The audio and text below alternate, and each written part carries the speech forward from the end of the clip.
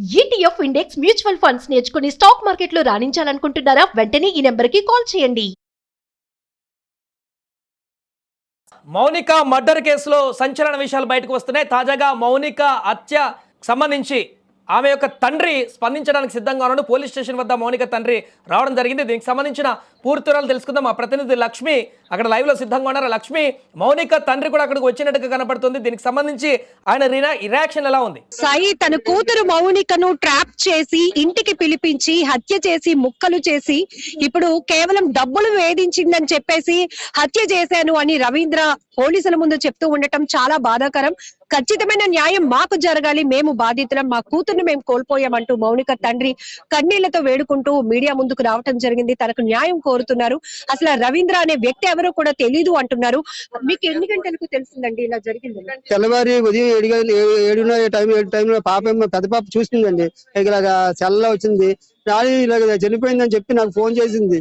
ఇలా బాబు ఇలా చెప్తే అన్ని నేను అన్నీ నాకు ఆర్డర్ ఏటయ్యి మతి లేకుండా అయిపోయింది. నేను ఏం చేయాలి నాకు అర్థం లేదు. అందరూ ఎస్ఐ గారు ఫోన్ చేశారు, ఇలా పాప ఇలా జరిగింది అని చెప్పేసి.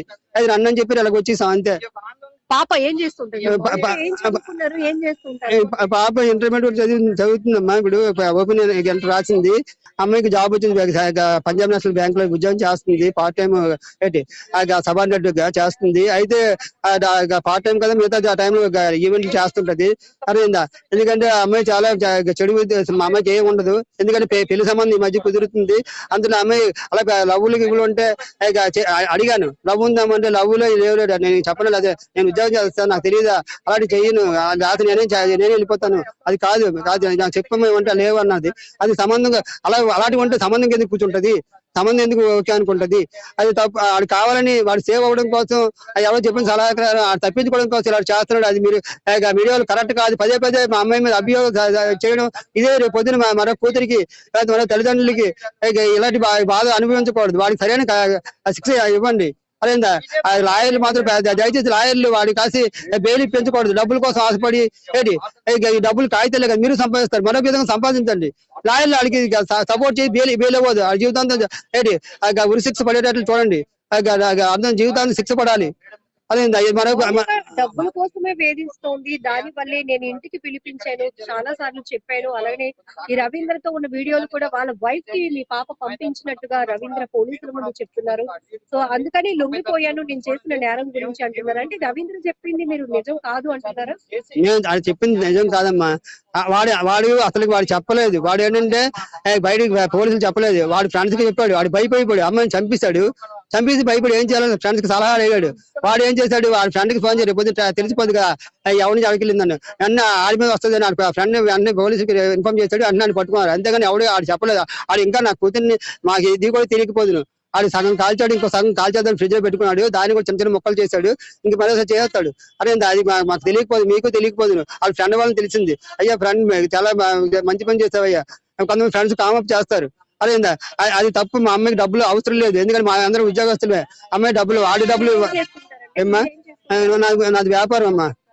వ్యాపారం చిన్న పార్ట్ టైం జాబ్ కూడా ఉంటది. ఏమో ప్రతిదీ నేను మా పాపను శుభ్రం జాగ్రత్త చూసుకుంటాను. మా డబ్బులు ఎప్పుడు మా పాప దగ్గర తీసుకున్నాం. అమ్మాయి దగ్గర బోల్డ్ బంగారం ఏంటి అమ్మాయి దగ్గర అన్ని ఉంటాయి. అమ్మాయి బ్యాంకులో అడగండి, జీతం కూడా తీసుకున్నాను. అమ్మాయి బ్యాంక్ లో ఎందుకంటే మాకు అవసరం లేదు. అర్థమైందా? దయచేసి మాకు పిలిపించారు కదా, మిమ్మల్ని ఏం అడిగారు, మీకు ఏం చెప్పారు?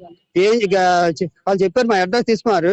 ఏంటి సిఐ గారు చెప్పాను, అయ్యా పెద్దవాళ్ళు మాకు మంచి తిరిగి ఏంటి మంచి మీరే చెయ్యాలి. వాడికి జీవితాంతం మాకు డబ్బులు అవుతుంది. వాడి వల్ల మాకు ఏంటి వాడికి మాకు సరైన న్యాయం చేయండి, వాడికి ఉరి శిక్ష పడేటట్లు చేయండి అని చెప్పాను. మీ అమ్మాయి తప్పలేనప్పుడు అతను ఎందుకు ఇంతలాగా ముక్కలు చేసి నరికి అక్కడ బ్యాగుల్లో పెట్టి మరొక చోట తలను తగలబెట్టారు అనే విషయం కూడా మీకు పోలీసులు చెప్పుకున్నారా? ఇప్పుడు చెప్పలేదమ్మా, ఏమి పూర్తి తెలియదు. ఎందుకంటే మేము భయపడడం చెప్పట్లేదు. వాడికి చూపించడం ఎక్కడన్నా తెలియట్లేదు. వాడు ఎందుకు చేశాడమ్మా? మా అమ్మాయి ఆ విషయానికి ఒప్పుకోదు. అదే రేపమ్మా పెళ్ళి అవన్న అమ్మాయి అది ఏదో ట్యాప్ చేసి తీసుకెళ్లాడు. అది ఒప్పుకోపోయేసరికి అమ్మాయి బయటకు వెళ్ళిపోయి స్టేషన్ కంప్లీట్ ఇస్తారు లేకపోతే ఏదైనా ఉంటది. అది అన్నీ ఇంకా బయటకు వెళ్ళిపోతుంది. నాకు ఉద్యోగం పోతుంది, ఎందుకంటే ఉద్యోగం పోతుంది, నా భార్య నన్ను వదిలేస్తుంది, మా చుట్టాలు చెడపరి వస్తుందని వాడు చంపేసి కామప్ చేశాడు. అది అది నేవీ ఆర్మీ ఎయిర్ ఫోర్స్ ప్రజలను రక్షించాలి. అది రక్షించే బొట్టులాలు అదే ప్రజల్ని ఇంకా ప్రతి ఒక్కరు ఇదే కాళ్ళు ఎత్తుకొని ప్రతి తల్లిదండ్రులకి ఇదే పని చేస్తారు, ప్రతి అమ్మాయిని అదే చేస్తాడు, వాడిని వదిలేస్తారు మీరు కఠినంగా. మౌనికకి పెళ్లి సంబంధాలు చూస్తున్నారా? ఆ పెళ్లి ఇష్టమే అని చెప్పింది ఆమె, లేకపోతే ఎప్పుడైనా రవీంద్రని నేను ఇట్లా ప్రేమిస్తున్నాను, అతనికి పెళ్లి అయింది ఈ విషయాలు ఎప్పుడైనా చెప్పే ప్రయత్నం చేస్తున్నాను? అదే చెప్పాను కదమ్మా, అమ్మాయికి లవ్ లేదు. నేను అడిగాను ఏమైనా లవ్ చేసావా, ప్రమాణం చూస్తున్నాం అంటే అదే అలాంటి నాకు లేదు డాడీ, ఇంకా నేను చెప్పాలి కావాల్సి నేను వెళ్ళిపోతాను, నాకు ఉద్యోగస్తుడు కదా, నేను ఉద్యోగం చేయాలి, నాకు తెలియదు మంచి తెలియదు, అలాగే వద్దు మీరు చెప్పిందే చేసుకుంటాను చెప్పింది పాప. ఎంతమంది అండి మీకు? ఎంతమంది? మౌనికి రెండోదమ్మా, 3 పిల్లలు. సో ఇది సాయి గాజువాక పోలీస్ స్టేషన్ కి మౌనిక తండ్రి అయితే రావడం జరిగింది. పోలీసులు పిలిపించారు. ఏం మాట్లాడారు పోలీసులు మీతో? మీకు ఏమైనా సమాచారం ఇచ్చారా పూర్తిగా అని అడిగినప్పుడు వచ్చాను, జస్ట్ నార్మల్ ఇన్ఫర్మేషన్ ఇచ్చారు. ఇప్పుడు మీరు మీడియాలో చూపిస్తే గానీ మా కూతురు బాడీని ఇన్ని ముక్కలు చేశాడని, లేకపోతే ఫ్రిడ్జ్ లో కొన్ని భాగాలు పెట్టాడని, మరొక చోట తలను కాల్చేశాడన్న విషయం కూడా నాకు తెలీదు. కేవలం ఎక్కడ ఉంటున్నారు, అడ్రస్ ఇట్లాంటివి మాత్రమే అడిగారు అన్నట్టుగా మౌనిక తండ్రి అయితే చెప్తున్నాడు మీడియా ముందుకొచ్చి. కానీ ఖచ్చితమైన న్యాయం మాకు జరగాలి, ఎందుకంటే నా కూతురు మిగతా విషయాలను ఎప్పుడూ ప్రోత్సహించదు. ఆ రకమైన ఒత్తిడి రవీంద్ర నుంచి రావటం వల్ల, తను ఒప్పుకోకపోవడం వల్ల ఈ విషయాన్ని మౌనిక బయటకి పెట్టేస్తే గనక అతను ఉద్యోగానికి ఫ్యామిలీకి ఇబ్బంది కలుగుతుందనే ఒక ఆలోచనతోనే కావాలని ఈ రకంగా తన కూతుర్ని హత్య చేసి ఇట్లా ముక్కలు ముక్కలు చేసి ఎవరికి కనబడకుండా వెళ్ళిపోవాలి అనుకున్నాడు, నేరాన్ని కప్పిపుచ్చుకోవాలి అనుకున్నాడు. కానీ వాళ్ళ ఫ్రెండ్ ఎవరైతే ఉన్నారో ఆ ఫ్రెండ్ కి చెప్పడం వల్ల ఆ ఫ్రెండ్ పోలీసులకు మాత్రమే ఇన్ఫర్మేషన్ ఇచ్చాడు. కానీ ఇతను పోలీసుల దగ్గరకు వచ్చి లొంగిపోయే వ్యక్తి కాదు. ఇదే మా అనుమానం, ఇదే బలంగా మేము నమ్ముతున్నాం, కాబట్టి మాకు న్యాయం చేయండి అంటూ మౌనిక తండ్రి అయితే పోలీస్ స్టేషన్ దగ్గర మీడియాతో మాట్లాడుతూ చెప్తున్నటువంటి అంశాలు.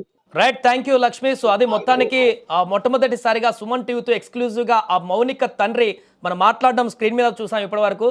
సో తను చెప్తుంది ఒకటే, బాధితులం మేము, మా అమ్మాయి కోల్పోయింది, మా అమ్మాయిని ముక్కలు ముక్కలు చేశాడు, న్యాయం జరగాల్సింది మాకు, తప్పుడుగా వార్తలు వస్తున్నాయి, అతన్ని శిక్షించాలంటూ కూడా ఆవేదన వ్యక్తం చేస్తున్నాడు ఆ తండ్రి. అంతేకాదు మౌనికకి మేము పెళ్లి సంబంధాలు చూస్తున్నాము, ఈ మధ్యలోనే పెళ్లి కూడా చేద్దాం అనుకున్నాం, ఇలాంటి తరుణంలోనే ఇంత దారుణమైనటువంటి ఘటన జరిగింది.